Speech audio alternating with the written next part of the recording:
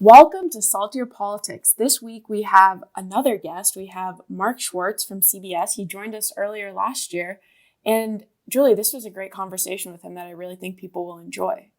It's a fabulous conversation, especially talking about news gathering at a time when it's difficult to go outside, and especially for those people based in New York, which is every major TV network, aside from CNN, which obviously also has a major presence in New York, but impossible to go out there and collect news in the old-fashioned way, but yet they do it, and they do it at great peril to their own lives. So it was a great discussion, and I'm super happy that we were able to have it.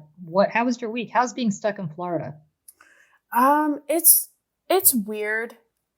Not being at my usual routine has been different. Being home with my parents, I've been eating at 5 every day, and I've been working hard. I've been working 10, 11-hour days. Wow. That's great. Well, listen, the fact that you still have a job and you can work is more than 6-point-something million people can say this week. So how is teaching? I don't want to talk about it.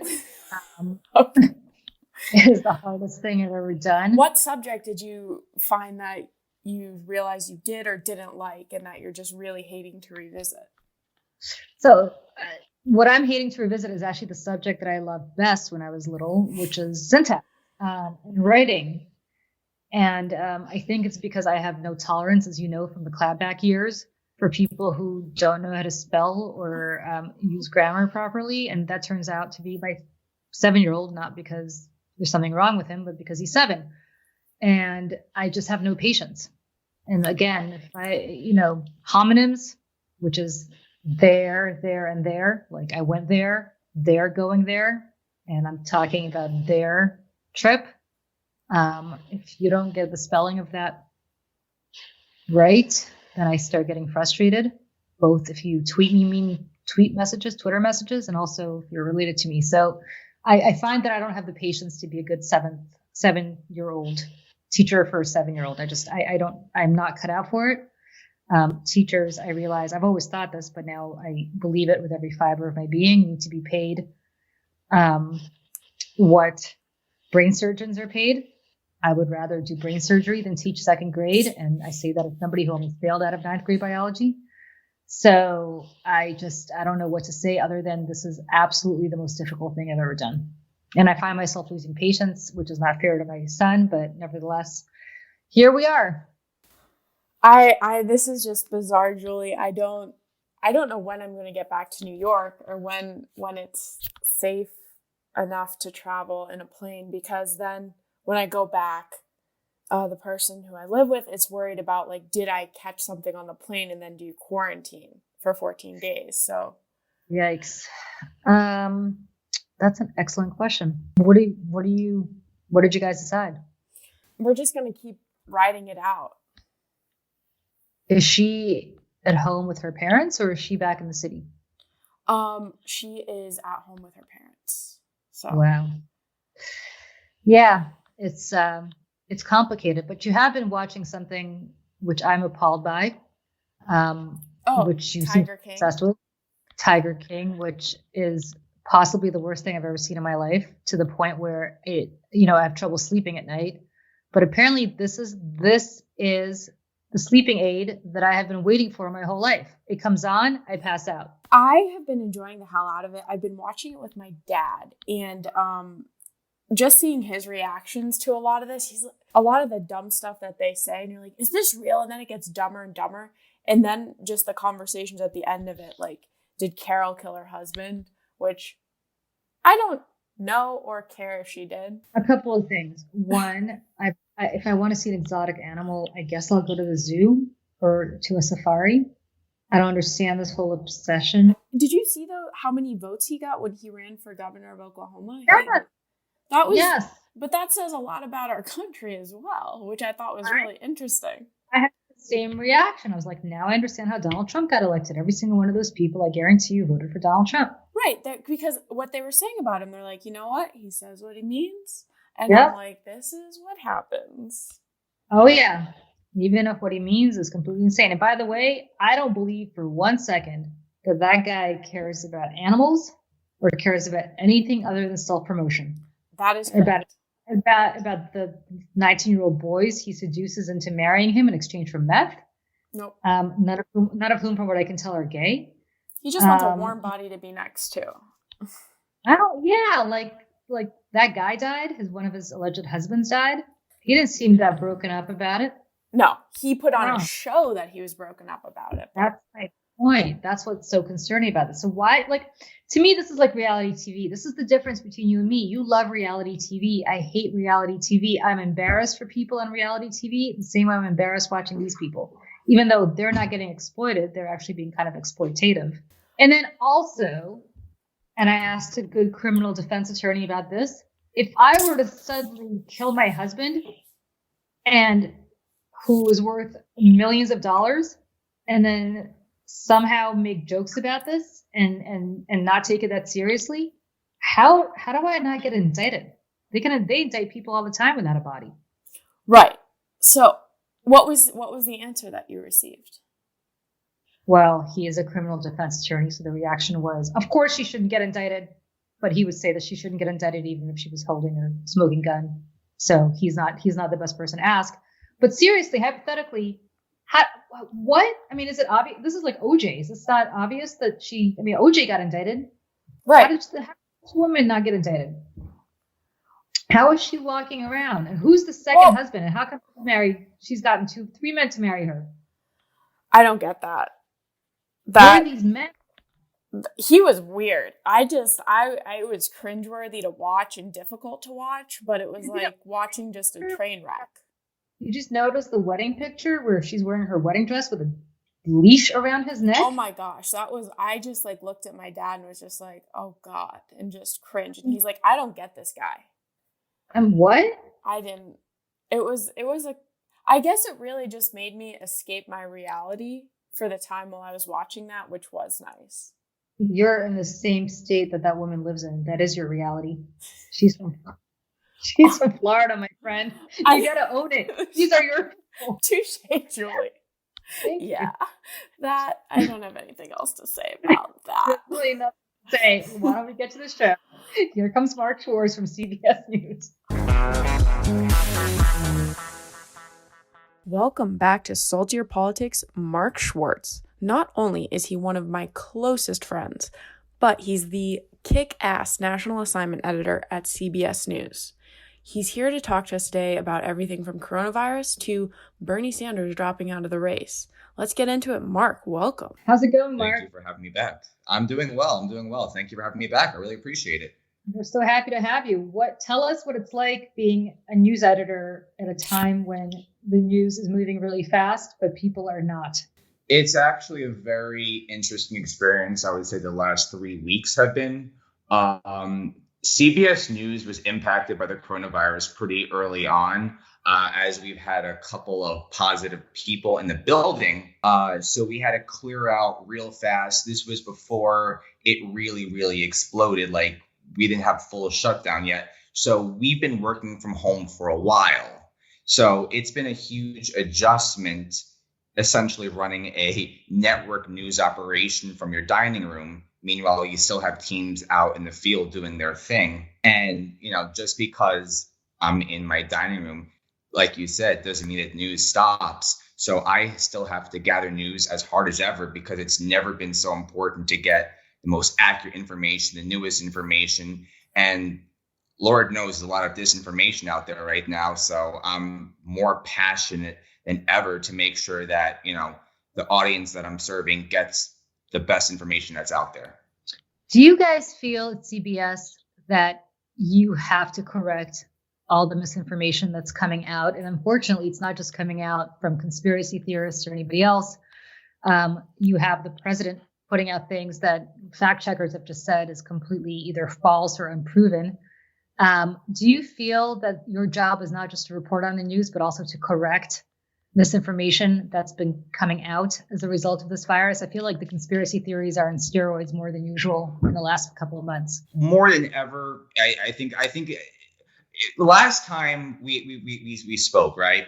The question was, you asked me why doesn't the mainstream media call Donald Trump a liar more. Right. And I think I said something along the lines of, well, you can still point out the misinformation, point out the mistruth, correct the record without calling him a liar. And I think what you're seeing is that now, right? That's what you're seeing now. So if Donald Trump, let's say, promotes a medicine that is not necessarily scientifically proven yet, you're not seeing the media saying Donald Trump is a liar. But what you're seeing is we have 3 doctors on staff at CBS News, and we have them saying, okay, here's what the science says. Here's why it may work. Here's why it may not work. But here's why we can say that as of now, it's not a proven technique yet. So we're correcting the record in real time in a very non-divisive way, but still in a way to make sure that the whole audience, whether you're Democrat, Independent, Republican, gets the accurate information. So, Mark, having a lot of nurses in my family, and we just spoke to a doctor last week, it seems as if the medical community is super apprehensive about what they're having to contend with because of the misinformation that's being put out there for non-medical reasons. How do you contend with writing misinformation and deciding how to spend time on news and spending time on delivering news? So I guess writing misinformation, because that will take time, versus delivering new, accurate news. So I think we have to weigh each bit of, unfortunately, there's so many, we have to weigh each bit of misinformation. And if you see something starting to pick up a lot of steam, and if you start seeing like millions of people saying like, oh, I think this might cure me or this might prevent it, and you say, oh, this is a problem, we see this is percolating, we need to nip this in the bud. So I think by that, you're still doing your job. You're still informing the public. You're not being particularly biased. You're not saying, conservatives are deliberately downplaying the situation or deliberately trying to hawk a drug. But you can still say, hey, don't get this drug yet. It's not proven yet. So you almost have a bedside manner. It's like you're combining a bedside manner while informing the public. I don't think, by the way, I don't want to put this just on conservatives. I'm in New York. Emily's in Florida. I think, Mark, you're in New York as well, right? From your apartment right now. And we have a mayor of New York who's the last person you consider to be conservative, but who did at the outset of this say, yeah, go about your business, not a big deal. Way after a lot of doctors and scientists said, no, actually, you should take precautions and take care as to what you're doing. The CDC, for example, which again is run by supposedly trained scientists and doctors, first said no reason to put on face covering unless you have the coronavirus. Now they're saying if you go outside, you should put on face covering. It becomes very hard as the disseminator of the news, I would imagine, to actually have the ability to go out and talk about things from an authoritative standpoint when even whether it's political leaders like de Blasio, I'm putting Trump aside, but political leaders like de Blasio or the CDC is giving conflicting information. How do you parse that? How do you give what you consider to be the best possible scientifically based advice when even scientists sometimes don't get it right away or have conflicting information they're putting out? Well, So I think go on. I'm sorry. I've just been seeing on the ground with like a lot of different people I've spoken to. I just interviewed someone today. She's this owner of a whiskey company. She bought $40,000 and is still buying worth of price gouged masks and then just sending them out to healthcare workers because she's like, we don't have time to talk about prices. I can afford them. I'm just going to buy them and then send them out to healthcare workers. And she was making the point that the people who don't have the masks, are the orderlies, or the people, are police chiefs, firemen on the front lines. And it's like interesting to talk to these people on the ground. And Mark, I bet you are too, talking to different reporters being like, these people aren't getting, and it's not widely publicized because you don't think about all the orderlies and all of the people in the hospitals and also others on the front line as well. It's also incredibly overwhelming because the term essential workers become pretty prominent over the last 3 weeks. And you quickly realize how many essential workers this country has, right? When you think of essential workers, sure, you think of doctors, sure, you think of firefighters and police and other first responders. But now we're talking about, and as we should, grocery store workers who, keep the food supply chain running, and truck drivers and delivery drivers. And, as we grew reliant on a gig economy, these gig workers have essentially become essential workers. So these people therefore need protection. So if you're talking about all these people needing protection, that's a lot of people who need gloves, masks, hand sanitizer. And one thing that has been evidently clear through this crisis is we were nowhere near prepared for that to help these people. And that's a really, really scary thought, but it's the reality. Yeah. And I'll go a step further. I went to my local supermarket here in the Upper West Side. I would say 2 weeks ago, the shelves were full and stocked. I went back again a few days ago and there was noticeably less stuff. And it's not because they haven't gotten their daily delivery. It's because their own workers who are part of the supply chain, as you talked about, are getting ill and calling out. And either the food is not getting to them somewhere along the way, or the people who are stocking the shelves are not stocking them. Last night was the first night of Passover. I went to Citarella on the Upper West Side, and lo and behold, they were out of matzah by 1 p.m. And I'm thinking, do you guys know where you are? You're on the Upper West Side of all the places to get a matzah. But that's never happened before, ever. I don't remember in the 40 years that I've lived in this country. I remember my former Soviet Union days where there were lines to get into the store and there was not enough food on the shelves, but never has anything been out of stock that's such a staple as it is for so many people up here. So you're so right about that. And what scares me is that we don't think of these people as essential workers, or we don't treat them. They're making minimum wage, a lot of these people, and they're putting their life on the line to feed us. And that's just something that I can't imagine many people give a lot of thought to. I don't know how you even contend with that other than to put a spotlight on their stories almost on a daily basis. I hope somebody does. I understand it's not the job of CBS News to do stories in their half-hour newscasts about these people, but I would hope some of the cable networks really do highlight those people regularly, because believe me, it's not us who are putting our life on the line. It's these people. So I would just get off my high horse to say that. Important high horse to have, because I would say networks are covering that, because the reason why we were able to have some Passover dinner last night is because of these people who allowed the food supply chain to continue. So, a lot of people said that this coronavirus will, forever change our outlook in life. And one of those changes that I hope occurs is that these workers that we used to deem, like insignificant, just like minimum wage, entry level jobs, we now look at it in a new light and say, like, my God, like we're almost running a house of cards and these people are keeping the house afloat. But hopefully we start treating these workers with a little more respect and dignity. I hope so. But considering what the minimum wage is federally, I don't have high hopes. I mean, don't forget Mitch McConnell. And again, I'm going to get a little partisan here, but just killed legislation to help some of these people out, unfortunately, which is just mind-boggling to me, because I don't know who he thinks is feeding him and his family, but it's certainly people like that. I'll tell you, I went to Mount Sinai Hospital today. Emily knows this, to donate blood because I was never able to get a test because there was such a shortage of tests when I went. But all indications showed that I had the coronavirus last month.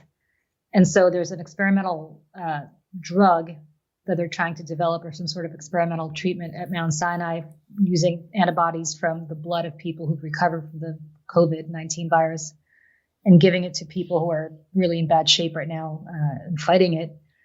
And what's so fascinating to me is, as I was giving blood, I was talking to this nurse, this elderly African-American nurse who probably makes, not nearly enough money to be putting up with people who are positive coronavirus patients. And I said to her, how are you guys handling all of this? And she said, I've had it. Everybody here has had it. And if we haven't had it, we have it now. We're not working here. And I said, well, did you function? Did you go to work? And she said, I had no choice. Yeah. And she was wearing this little flimsy mask. These little, these are not the big masks that everybody talks about, but this little tiny flimsy cloth mask. And ironically enough, she is literally taking blood from people who are positive, or supposed to be coronavirus positive patients who've allegedly gotten over it, but who knows? They may not have been. So it's just amazing to me as to what's going on in New York. Then when I walked out of Mount Sinai, what do I see across the street but the Samaritan's Purse field tent hospital that's been set up? Have you guys seen that? Mark, I know you're in New York. Have you seen this field tent hospital? Yeah, I mean, I haven't seen it in person, but I've seen the photos of it being set up. It's just incredible. You feel like you're in a Civil War reenactment. I mean, they literally look like those field tents that you'd see in those old Civil War pictures.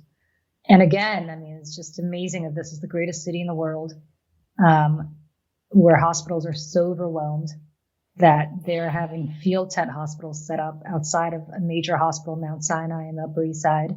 And that you have people who are saying, no, New York doesn't need all the ventilators that Andrew Cuomo is requesting, when in fact, yes, they do. They certainly do, for having field tent hospitals set up. So kind of a scary time to be here in New York. I wish more people around the country could experience what we're seeing and therefore maybe understand what a dire and awful situation this is. And we're the canary in the coal mine. It's coming west. I mean, it's headed for them if they don't take it. Yeah, I was going to say, unfortunately, it looks like other cities will experience it, and they'll probably learn from our mistakes and see what we did right, see what we did wrong, because we were kind of the guinea pigs for America.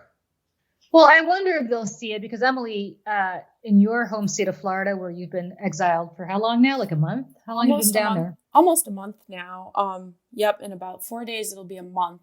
But, I mean, our governor is still allowing Easter Sunday masses at churches to happen. DeSantis declared church an essential activity. And I remember he said, I don't think the government has the authority to close a church. So I don't know how much they've learned. Are they offering communion at these masses? I'm not sure. Because that to me seems incredibly dangerous. Yeah, that's Russian roulette right there with the communion for the glass. Priest. Right. For the never mind for the people who show up, or for the priest. But what's interesting to me is, yeah, you do have the state of Florida. You talked about Ron DeSantis, your governor, but he is absolutely engaging in Russian roulette on a daily basis. I don't know how much they have learned. I mean, didn't he just admit a few days ago that he just learned that asymptomatic people can pass this along? Correct. And also, I believe that was the governor of Georgia, right? No, I think that was Emily's proud home state of Florida, but maybe I'm wrong. Maybe it is Georgia, but go ahead. Yes. Well, also what's happening here is when Rick Scott was governor, he completely, the unemployment benefits for Floridians he gutted the system. He decided to cut benefits significantly for workers amid high unemployment to maintain low taxes on businesses. So right now there are massive lines, and we've been seeing this around the country, but specifically in Florida, there have been crazy lines that look like the voter lines in Wisconsin of people trying to wait and get their food. And it's really, really bad. Just the infrastructure to handle this is not there. And learning from New York and seeing what happens when infrastructure isn't set should be what the governors are doing. But as I'm seeing now, it's not. How much of this do you think, I remember when Hurricane Sandy hit here in New York back in 2012, this was like the biggest news that ever hit America, whereas other hurricanes happen around the country. We kind of pay attention to them and move on. How much of this do you think is because New York is the media capital of the world, and certainly of the country, and it's hitting New York so much? Do you think if New York flattens the curve and this moves on to the Midwest, that the news industry, which will obviously still spend time talking about COVID, but do you feel like it'll still be able to focus on other things, or this is just New York driven to some extent? Well, it depends if you want to include the economy under the Corona umbrella. So I personally do, because it's the whole chain reaction effect, right? Sure. So if we're not only entering a recession, but we're also, some economists say we might entering like a depression type thing. The numbers that we saw today, I believe it was 6.6 million people filed for unemployment last week alone. And that's on top of the millions that filed for unemployment the week prior. So I personally look at that once again as under the Corona umbrella. How can you talk about anything else for the next few weeks? We're going to be stuck in this for months. I mean, when I think about the stuff that we were talking about a month ago, everything's put on pause. It's really, have you ever experienced anything like this? I mean, even after 9/11, I'm not sure how old you guys were during 9/11. I know, Emily, you were very young, but I don't even remember that 9/11 sucked the news, everything out of the news for as long as this did, or this has. I mean, 9/11 happened. It was certainly the dominant topic of discussion in the news, but there were other things being talked about. But this is just something incredibly surreal. It's almost like a nuclear attack has happened. I don't know how else to describe it. It just completely changed. There's no end point. We, at least right now, we don't know. We'll say at least at this state we can start going to XYZ. It's, hopefully there will be an end point soon, but when that is, your guess is as good as mine. Well, I know other news has been put to the side, but I do want to mention Bernie Sanders and Joe Biden. Kind of after Super Tuesday, I kind of felt, well, that was that. Not the biggest fan of him, saying I'm still going to stay in the ballot, just so I can accrue more delegates because, you kind of would want some unity at this time. But Bernie dropping out, I would say if he was going to drop out, I thought he would drop out before Wisconsin, because if all these people are about to risk their lives to go out and vote, and not socially distance themselves, I feel like that was the time to do it, just before Wisconsin. Do you feel like Bernie had the right message but was the wrong messenger, or do you feel like the country is not ready for his message yet? I guess that question is to both of you. I think he was both the wrong messenger and the message. People do need change, and I think they need it more. He's talking to the people who haven't had a voice or who have been ignored, and I think that message needs to be here. And the more, because the system has been failing them for a very long time and has maintained the status quo, both Republican and Democrat. So I think the message has to be heard, but I think he isn't the right person, wasn't the right person to be dispensing it. One, I feel like some of the problems that Bernie had on him in 2016, he was not quite able to wipe away in 2020. One big thing of that was this whole idea of toxicity around his campaign. And sure, you have some extremely online people, being fairly aggressive. But, his campaign did not do the best. I mean, he did his best. I mean, he did try to distance himself, but the attempts felt kind of far-fetched when he tried to distance himself from that. The second problem was I didn't think he surrounded himself with the best campaign people. They kind of adapted that extremely online personality where it was us against the world. When you're building a presidential campaign, you have to build a coalition. And the people that Bernie surrounded himself with, they kind of had those extremely online personalities where it was somewhat divisive. It was kind of the us against the world mentality. And when you're running for president, you can't have that.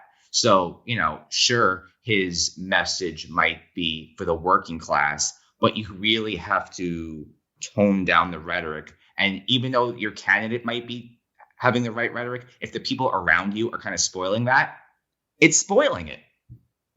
Does anybody have a problem with Bernie running for the Democratic nomination, but failing to register as a Democrat and failing to join the party and change it from the inside rather than do a hostile takeover from the outside? Was that something that ever bothered you? It bothered me. That's actually the thing that bothered me the most about him, which I understand is kind of a small petulant thing when you think about all the issues that he raised. Because I do think the issues that he raised were important, and I agree with a lot of them. But something stuck in me that I just didn't like, that this seemed to be more a hostile takeover than a let's all work together to move the party to the left by a Democrat, which is why I ask whether he himself perhaps is not the right messenger. I know for me, it didn't bother me at all. I would say that some of Bernie's platforms are inherently not part of the Democratic Party platform. So if he were to be part of that party, it it wouldn't make sense. I mean, it's the problem of having a two-party system in this country where it essentially boxes you in. And yeah, he's close to the Democrats, but the fact that he doesn't call himself a Democrat or a registered DNC member, maybe Emily, you might agree, maybe it's a generational thing, but like that doesn't mean like anything. It isn't registered for me. I don't know. I found him to be just a curmudgeon, and I think he was a career politician who I do appreciate that he was consistent on what he believed in, but he didn't get anything done really for the past 25, 30 years. So again, Right, but did it bother you that he didn't call himself a Democrat? I mean, it was the only way for him now to be seen or to get traction, but nah. I don't know. You may be generational. You're right. It also may be that, unlike you guys who are in the news business, I've spent my career getting Democrats elected and being in the Democratic Party, so I might take it more seriously as a result of that. But you know, and I've been insulted as an establishment Democrat, so what do I know? But look, I think ultimately it's interesting to me. Is Joe Biden somebody that both of you are passionate about? Or just a matter of he's not as bad as Trump? Does he jazz me up like other candidates did in the past? Nope. Is he competent? Can he get things done? I think he will surround himself with talented people. So but am I inspired? Not quite. It's interesting to me because there's a poll out by, I believe it was ABC, Washington Post last month, where 20% of Bernie supporters said that they would vote for Donald Trump. That pisses me. But I don't believe that. They said I'm a little skeptical of that. Yeah, I don't believe that. Because we didn't see those numbers with Hillary. I mean, sure there were some defections, but we didn't see those numbers with Hillary. So if you don't see those kind of numbers with Hillary, I doubt it you'd see it with Biden. Yeah, I mean 6%. The one thing that drives me crazy, and I saw this from a lot of Bernie supporters, and I hope to God that they will now stop, and I wish they hadn't started, is this whole mantra of Joe Biden is senile, Joe Biden's losing it, Joe Biden. It's the same nonsense that Trump is repeating. And as somebody who's known Joe Biden for over 20 years, I can tell you he's none of those things. He's just not erudite. He's just not a good speaker. But it drove me crazy when these Bernie supporters would say, oh yeah, he's mentally ill, he's had a stroke, it's because he's old, it's because he's that. I knew him when he was in his 50s, and let me tell you something, in his 40s, he's always been that way, and he's just not an erudite guy. So that's another thing that you were talking about, some of the Bernie online supporters. Those people did not do themselves or the rest of us many favors by pushing that mantra, because it's a complete. Yeah, if you notice, those attacks really came like after Super Tuesday, when they kind of felt, I'm not justifying it because I hated those attacks just as much as you. Yeah. It was just pure desperation. Once again, does not make it right, but they just sunk down to the same level as, kind of those Trump supporters editing the videos. Yeah, but desperation is when you're worried that Donald Trump's going to win. Desperation is not going after another Democrat. Again, life is not about, this is, maybe because I'm older, but life is not about your perfect dream candidate. It is truly about choices that we all have to make. And I just feel like a lot of these people don't understand that this is a choice. It's a choice between two imperfect people. I cannot remember the last time I got passionate about a candidate. I wasn't passionate about Barack Obama. I remember everybody thought he was the second coming. I thought he was just a politician. They all are. These people who are obsessed with Donald Trump and think he's the second coming, he's not. He's just a guy. I don't care how much you love him or agree with him. And I wish people would stop, because whenever they do that, everybody else becomes the Antichrist. Whereas to me, Bernie Sanders was an imperfect candidate. Joe Biden's an imperfect candidate. Donald Trump's an imperfect candidate. Barack Obama was an imperfect candidate. Got to vote for the guy you think is the least bad out of all those people, and not for some dream guy. And if your dream guy is you're not walking down the aisle with these people, you're renting them, hopefully for 48 years. And that's the only way to look at it, I think. And I agree. I think, maybe Bernie was your guy, but if Biden, and he was going to move your agenda forward 20 steps, but Biden will only do it 3, better still go with Biden and get it moved forward then I would argue to vote for Trump, who will not move it forward and perhaps move it back 20 steps. Perhaps. Here's what I'll say. Joe Biden in the next few months has to do a really good job somehow of, yes, maybe he won't move forward 20 steps to the left, but he has to somehow prove that he might move those 3 to 4 steps to the left, because those Bernie or bust people, or those like really extremely online Bernie people, in their eyes, whether you like it or not, believe that Biden will change nothing. I'm not saying that that's what I believe, but I'm saying there are a lot of people who believe that. And Biden's work is cut out for him. It's going to take a little more than saying, I see you, I hear you. He's going to have to prove it somehow. Here's the problem to me. That's what a lot of people thought about Hillary Clinton. They didn't think she was going to move and change anything. Mm-hmm. And even if you subscribe to that notion, she was not going to change anything from what Barack Obama did.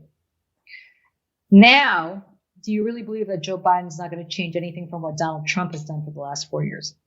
And that's what these burning bros have to get.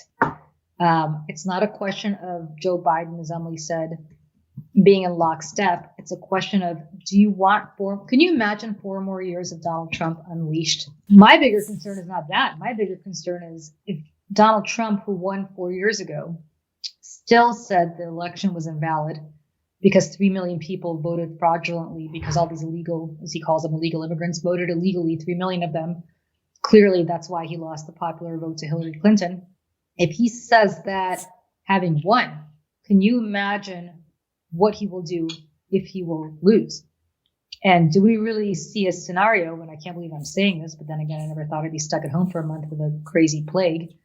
Do we really believe that he's going to willingly leave the White House? And if he doesn't, or somehow casts his defeat as illegitimate, do we anticipate some sort of civil unrest bordering on rioting, the likes of which our generation has never seen, something resembling the 60s or worse?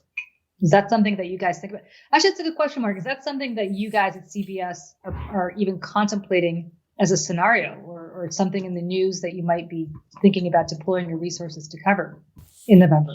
Not right now. I mean, it's way too early to do that. I mean, I could totally see those Trump tweets, like a week before, starting to, say, oh, I'm sensing election fraud. Then maybe we can have that conversation. But right now it's way too early in the game for that. Thank God, at least. But one thing I want to go back to what you said about, what Bernie supporters need to realize is, about, another 4 years of Trump would be like. Ultimately, I know what you're saying, right? It makes total sense. I'm not denying that for a second. What I would push back on is the effectiveness of that argument, because even though I'm telling you it's logical, these supporters of his don't want to feel lectured at. And I know it's boo-hoo, too bad, what's worse. I get that. These people want to see some kind of incentive of how it's going to make their life better. No question. And right now, whether we like it or not, they don't see that difference between Trump and Joe. Obviously, you do. Obviously, we see the differences, right? Because we're in this every single day. This is our lives. We have a very acute expertise on this. But I'm telling you, these hundreds of thousands of people, or whatever percentage it is, they need a little bit more. And I think the Biden campaign does realize that, but it's going to take a little more than, do you want 4 more years of Trump? That's not going to work. Susan Sarandon, who may be among my least favorite people in the world, recently said something along those lines, that she doesn't see a difference. I don't know if she said she'd actually vote for Trump, but she might not vote, or I forgot what she said. But something very similar to what you're saying. And I would say that it's very easy for Susan Sarandon to say that. Susan Sarandon has a lot of money. She is a white woman. She lives in New York/LA. Her life is going to be just fine, and it has been just fine over the last 4 years. But those people who we just talked about earlier, the people in manufacturing, the people in the food supply chain, the people making minimum wage, people who are keeping the rest of us alive, the nurses, the doctors getting paid $500,000 a year to do cardiac surgery, if not, $1 million. But the nurses who are coming to work every day with a flimsy mask, the people who are picking our strawberries, I can go on. Those people are not Susan Sarandon. And I'm not sure that those people can afford 4 more years of Donald Trump. And look, has my life, my personal life, drastically changed much since Donald Trump's been president? Not at all. It hasn't, aside from the fact that my taxes are higher because of this dumb tax bill, because of the lack of SALT deduction. But that's really a 1% SALT personal problem. Susan Sarandon's hasn't changed at all either. But are those people in jeopardy? They sure as hell are. And if Bernie bros and the rest of these people who are crying about how they're not seeing much of a difference and they need something more, if they only contemplate themselves and their privileged position, and they're not contemplating the people who are literally keeping them alive right now by providing food for them, driving the trucks to deliver that food to the supermarket, then, now is really not the time to engage in mollycoddling. Is that a word? But engaging in this, like, oh, well, the Bernie bro, these people need more. You're absolutely right. They do need more. And I'm saying this out of frustration. If I were running the Biden campaign, believe me, I would be spending 24/7 finding out what they want. But I will actually put the onus not on Joe Biden. I will put the onus on Bernie Sanders. He cannot do what he did in 2016. He cannot go out. Luckily he's not dragging this out to the convention. He's hopefully not going to allow the booing of Hillary Clinton, or in this case, Joe Biden, that went on in 2016. He better get out there on the stump every day and convince his supporters, because he's the only one who can, that there is way too much at stake.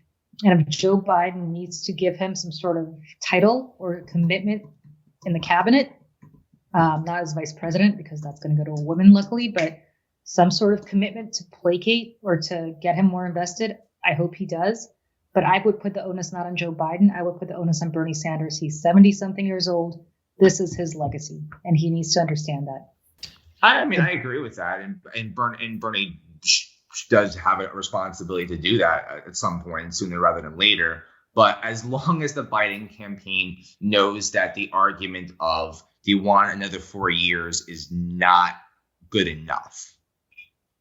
Oh, I'm sure they do, because I'm sure they focus groups it, and I'm sure they probably understand what the argument is. But I think Bernie has a big role to play here, and I think Bernie's role is to go out there and sell it to the very, very many millions of people, a lot of whom are on my social media and a lot of whom I'm very close to, who are devastated, truly devastated about him dropping out, truly devastated that he dropped out before they could vote for him, truly devastated that a dream that they thought was within reach 2 months ago, where it looked like he might be the nominee, is gone. Only he can tell those people that it's going to be okay. Only he can mobilize those people. Joe Biden could do what he can do the same way the Clinton campaign did what they could do. But those people mistrust the establishment. And look, for good reason. The DNC's behavior 4 years ago was atrocious. And I'll be the first to say that. The DNC's behavior this time around hasn't been much better, by allowing Michael Bloomberg on the debate stage when a lot of other people and candidates of color didn't qualify under the same criteria that they allowed Bloomberg on the debate stage for. There is a massive mistrust among Sanders supporters of the establishment, and understandably so. The establishment can't sell it to them. Bernie's got to sell it to them, because nothing that Joe Biden's going to promise to them is anything that they're going to believe. That's my opinion. Do you think Bernie understands that, though? Do you think Bernie knows that? Or is it like a matter of someone like a Barack Obama getting on the phone and being like, listen? Oh, Bernie hates Barack Obama. Bernie's not going to. Bernie wanted to primary Barack Obama. Bernie, there's nobody. I think the only person Bernie. Like, how does he get outside of his own self with that? I think. I think he's got my personal opinion is I think he's got one of two choices to make, and you guys tell me whether you agree or not. Maybe I'm a little harsher than I should be on this, but he can either, as I said at the beginning, choose to reform the party from the inside by doing what I just suggested, or he continue to throw stones from the outside. Continuing to throw stones from the outside will make him look like the revolutionary that he wants to be, and his supporters subscribe to him being, and maybe not a sellout, which is what some of them might believe that he is if he starts. I'm not suggesting he become a Democrat, but I'm suggesting that he go hand in hand with Joe Biden on a daily basis. to his supporters and engage them on behalf of Joe Biden. He's got to decide what he wants to do. He's got to decide whether he wants to work with the establishment to win this election, or whether he wants to continue this revolution and be much like, speaking of the Exodus story, be like much like Moses in the Promised Land, where he looks across the sea or across the Jordan River at the Promised Land, but never sets foot there. He never becomes president himself, but he continues a movement where in 4 years after Donald Trump's second term, somebody, either he himself or somebody like him, who he puts his hand on their shoulder, becomes the nominee and wins the election. He's got a choice to make. And I think it's not an easy choice. I understand where he's going. I understand that if he suddenly starts joining the establishment and espousing Biden talking points for his supporters, that it diminishes his revolutionary zeal. It diminishes the odds of the revolutionary part of the party taking over the party. So it's a question of whether he can afford to wait 4 more years for himself or somebody else to be the nominee. Does that make sense? It does, but I just don't see, at least in this universe, Bernie embracing any form of the DNC. I mean, yeah, I see him endorsing Biden in some capacity. It might not be the warmest endorsement, but I don't see a warm makeup kiss with the Democratic Party at all. There's just way too much bad blood built up over the decades. And he's very aware where his supporters stand. And if he were to go hand in hand with the DNC, his supporters would take it worse than him dropping out yesterday, like not even close. It would be seen as a betrayal like no other. I'm not saying that's right or wrong. I'm just saying from where I stand and from what I've researched from looking at, these groups from above, there's no way they'd accept that in a million years. Even though he said that Donald Trump is, believe his words were existential threat. I mean, you could do both. You can believe that, and also, it's. I don't think he sees it as a binary choice. I'm not saying that's right or wrong. I'm just saying from his point of view, it's not a binary choice. He could still endorse, but not get in bed with the DNC. But endorsing would require, I guess that's the question. Endorsing is what he did with Hillary, right? He endorsed, he did a couple of rallies, I think, or a couple of speeches, and then that was that. But that wasn't enough. 6% of Democrats voted for Trump. A lot of his supporters, I don't have the numbers in front of me, but a significant amount, voted for Jill Stein. And the question to me is he going to allow that to happen again in order to have the talking point in 4 years, which is that, listen, the establishment in the guise of Hillary Clinton, or even further back, the establishment in the guise of John Kerry could not beat a Republican. Barack Obama was considered an outsider. He won. The establishment in the guise of Hillary Clinton could not beat George Bush. Could not beat Donald Trump. The establishment in the guise of Joe Biden could not beat Donald Trump. You need to nominate me or somebody like me, a revolutionary, in 4 years in order to win the White House. Is that a better argument for Bernie Sanders and his supporters, just holding their nose for 4 more years? Or do they consider, and does he consider, Donald Trump such an existential threat that he has no choice but to hold his nose and really pump up this establishment figure, Joe Biden, who stands for virtually everything that he doesn't stand for historically, not now, but everything, from criminal justice reform to banking issues, to trade, to everything. This is something that just has been, he and Biden never saw eye to eye on a lot of these issues. Where does somebody like Bernie Sanders land on that in these very critical times? This is not a George Bush situation. This is not a George W. Bush situation. This is Donald Trump. I just don't know the answer to that. That's my question. Where's Bernie Sanders' head with respect to that? But everything you're saying, it makes sense, but you also kind of answered it. You kind of said how their beliefs are so polar opposite. So it's why it's so impossible for me. And once again, I mean, it could happen and that could be wrong, but it's so hard to see this I don't see this full embrace. I kind of give it like a 0.01% chance. Really? Okay. I think it's higher. I mean, I see an endorsement, but not they're not going to go buddy and they're not going to slow talk the news and Jimmy Fallon together. Let's put it like that. It's not going to be a Thelma and Louise, speaking of Susan Sarandon. No. So, Mark, how many people at CBS are out in the field right now risking their lives to bring us the news? Because I don't know about CBS, but I know that I believe both ABC and NBC had cameramen who passed away from this virus. I believe both African-American, which that community has been so disproportionately affected by this virus in awful ways, not surprisingly, considering lack of access to healthcare and other underlying issues that community's had. But it's always the people you don't see, right? It's always the people. It's not the people in front of the camera. I say this as somebody who was in front of the camera. It's always the people who are running around, setting up the shot, speaking to, doing advance work, these unheralded people. And I really hope more people who watch the news understand that. I had this conversation with somebody on social media about Fox saying, yeah, the people that you see on Fox, the talent, they may have cars and car services coming for them. Everybody else has to take the subway to get to where they're going to work, to bring you the news.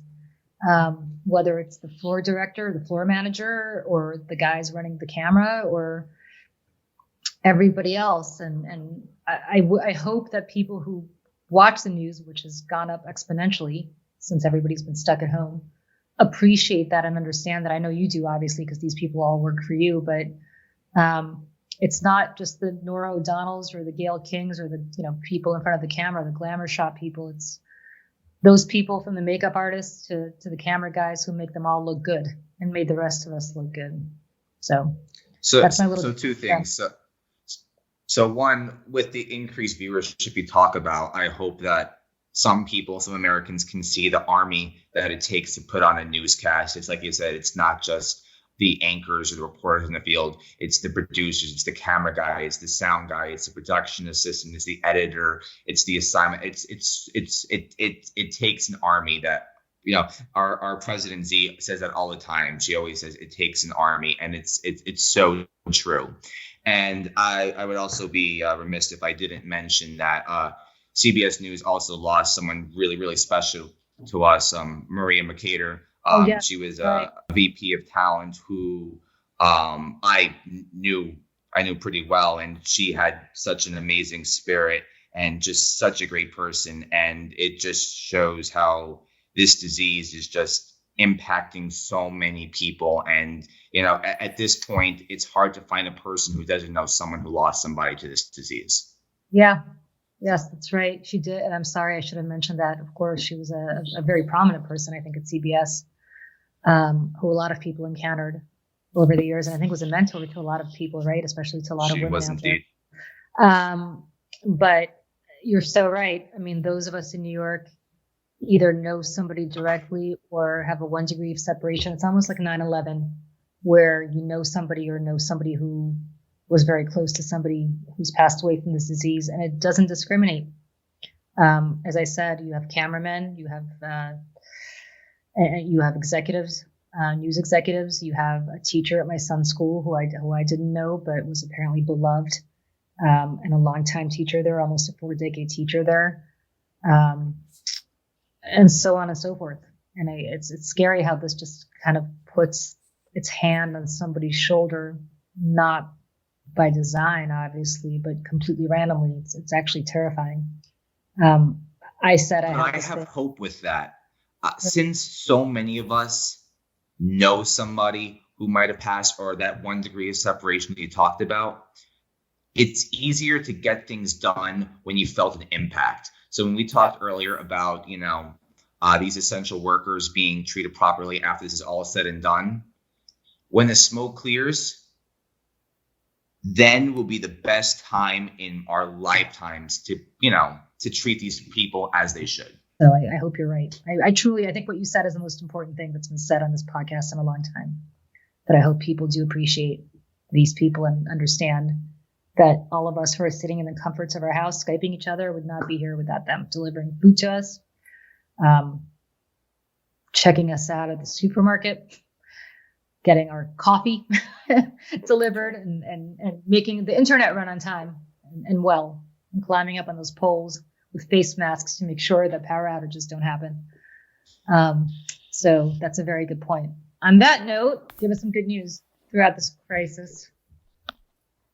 The good news that's happened throughout this crisis. I think one good thing is we have this reminder of not only how important the health is to ourselves and our family, but I think we see, in the technological era, how important it is to connect with our friends and family. And I think, I have so many friends that I haven't talked to in so long that are reaching out, just wanting some kind of connection. And I think this allows us to connect with the people we care about and we prioritize what's really important in life now. And it's not about, necessarily like where you end up in life in your career. It's about the connections you make along the way.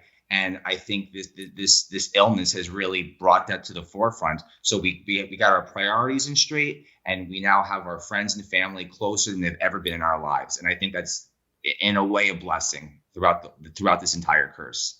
That's a great point. Emily, what's not making you salty? What's making you sugary this week? Give us some good news. Yes. Other than your love for the Sunshine State. My cousin, she is a junior at Georgetown and didn't really have anywhere to go. Her dad works overseas, and anyway, she is staying with us, and I'm getting to reconnect with her and have like a playmate down here, which is great. But it's really cool to then also talk to somebody in college. She's taking all these different psychology courses and stuff like that. So to just have intellectual conversations with like a college kid and go walking has been really keeping me in a mentally healthy state. Fantastic. What's her name? Her name is Isabella. Very, very nice. So the one thing that actually is making me very happy this week is I have my oldest, closest friend, who's been my best friend since the 8th grade, whose father is Egyptian. And I started a tradition back in 1992, and we started this tradition for a very funny reason. She was at Cornell. I went to school in Boston, which is not close to Ithaca, New York, which is where her school was. But right around Passover, around Passover in 1992, she drove from Ithaca, New York to Boston. It just so happened to be Passover. It just so happened that we were underage because we were 19 or so. It just so happened there was some guy whose name I can't remember who had a crush on me who was over 21. And so we exploited him to get us alcohol. And so as a result, we decided to have a Seder, and I'm Jewish, she's Egyptian. And we had the Seder with a bunch of other random people there. And we've had this tradition ever since then of having a joint Seder. And she does the Egyptian rebuttal after the Haggadah, which is great. And this tradition has been going on except for years where she's lived abroad or has been abroad for now, almost 30 years. And we obviously couldn't be together in person this year, so we had a Skype Seder to keep the tradition going. Both of us now have kids. Her son is 4, so we skipped over the slaying of the firstborn because obviously that would have been hers. But it was nice. It was wonderful. And a whole bunch of people joined us, including my friend Bill, who's a big Catholic, who always leads our Seder because he doesn't drink. So he does it sober. And we've convinced him to do that because we try to recreate the Last Supper for him. So it's this very mixed marriage type ecumenical Seder. And I'm so happy that we got to do it yesterday. Even at a time like this, we were able to talk about the 11th plague, which is the coronavirus, but our kids joined, all the friends joined online over Zoom. So it was really wonderful. I think we need to be ending salty politics with a happy thought at the end of, long as coronavirus is happening. I think that's our new tradition. Yep. All right. Sugar. Little sugar. Marc, awesome. Thank you so much for joining us. And Thank good you luck. for inviting me. Yeah, thank you to everybody, to you, especially at CBS, to everybody there for bringing us the news every day and for doing it bravely and courageously and at great personal risk and peril. So thank you on behalf of your viewers. I'll thank everyone on your behalf. And once again, thanks for having me. Thanks very much. See you, Mark. Bye.